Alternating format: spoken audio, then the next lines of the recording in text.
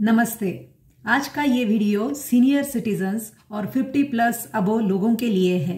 वैसे तो आज वर्ल्ड फिजियोथेरेपी डे है और इस साल की थीम है हेल्दी एजिंग। बढ़ते एज के साथ क्या हम सही में हेल्दी तरह से हमारा एज बढ़ रहा है, ग्रेसफुल एजिंग है क्या? मैं ये एक बहुत ही इम्पोर्टेंट पॉइंट जो हर घर में देखा जाता है और बहुत ही अलग तरीके से इसको लिया भी जाता है, वो चीज़ यहाँ पे बोलने वाली हूँ। क्योंकि छोटी छोटी माइक्रो जो चीज़ें होती है वही एक्सलेंसी के तरफ आगे बढ़ती है और इसीलिए मुझे लगता है कि शुरुआत हमेशा छोटी छोटी चीज़ों से ही होनी बहुत ज़रूरी होती है। तो जैसे हर घर में आप कहीं पे भी जाएंगे तो हम ये देखते हैं कि हमारे घर में जो भी बुजुर्ग दादा दादी नाना नानी होते हैं या हमारे जो 50 प्लस में आने वाले जो पेरेंट्स भी है, हर घर में बिट्टू पिंटू गुड़िया रानी ताई माई अक्का सब बड़े छोटे होते ही है।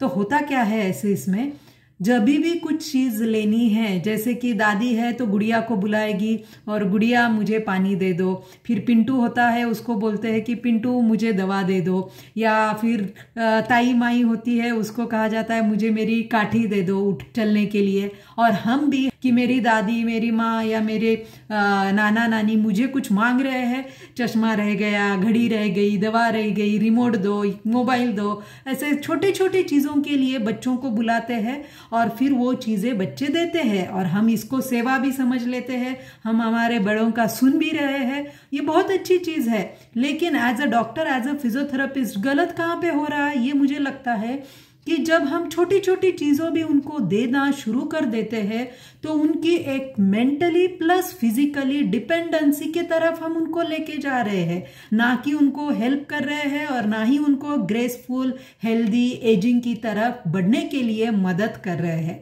का साइड इफेक्ट क्या हो रहा है, उस वजह से अगर एक ही रूम में चीज़ें हैं या दूसरी रूम में हैं तो वो चलना फिरना उनका बहुत कम हो जाता है। और अगर हेल्दी एजिंग चाहिए तो आपके पैर आपके लेग्स जो है वो स्ट्रांग रहना, वो हेल्दी रहना बेहद ज़रूरी है। क्योंकि अगर आपके पैर अच्छे हैं तो ही आपका शरीर पूरी तरह से हेल्दी एजिंग की प्रोसेस में उम्र के बढ़ते पड़ाव के साथ आप मेडिसिन इंजेक्शन और सर्जरी फ्री रह सकते हैं। तो इसीलिए मैं कहूँगी कि छोटी छोटी चीज़ें लेनी है तो आप उठने की कोशिश कीजिए, वो चीज़ आप खुद लीजिए। ये करने से फायदा आपका ही होगा। और फायदा क्या होने वाला है, सबसे पहले तो आपकी मूवमेंट अच्छे से रहेगी।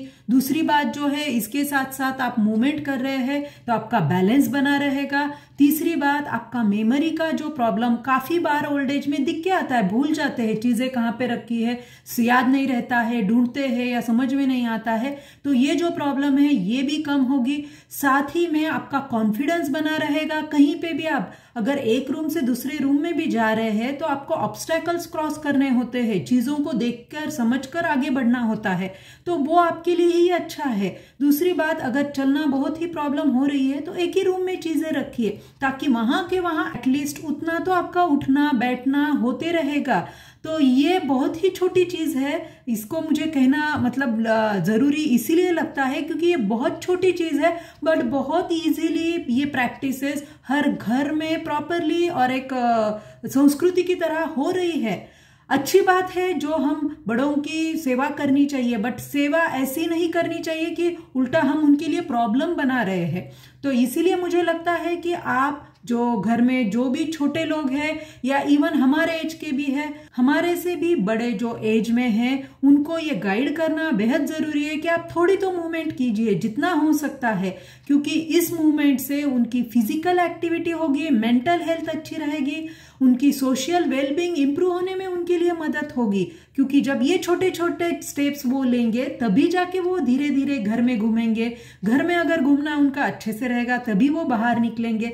बाहर जब उनका निकलना शुरू होगा तभी उनके एज के लोगों के साथ मिलना उठना बैठना उनका रहेगा और तभी जाके हम कह सकते हैं कि वो हेल्दी रहने की कोशिश कर रहे हैं। क्योंकि हेल्दी एजिंग ग्रेसफुल तरीके से अगर आगे बढ़ना है तो जरूरी नहीं है कि आपको बहुत बहुत बड़े चीजें करने से ही हेल्दी बनना पॉसिबल होता है। ये छोटी छोटी चीजें हैं बट यही छोटी चीजें बहुत बड़ा रिजल्ट देती है।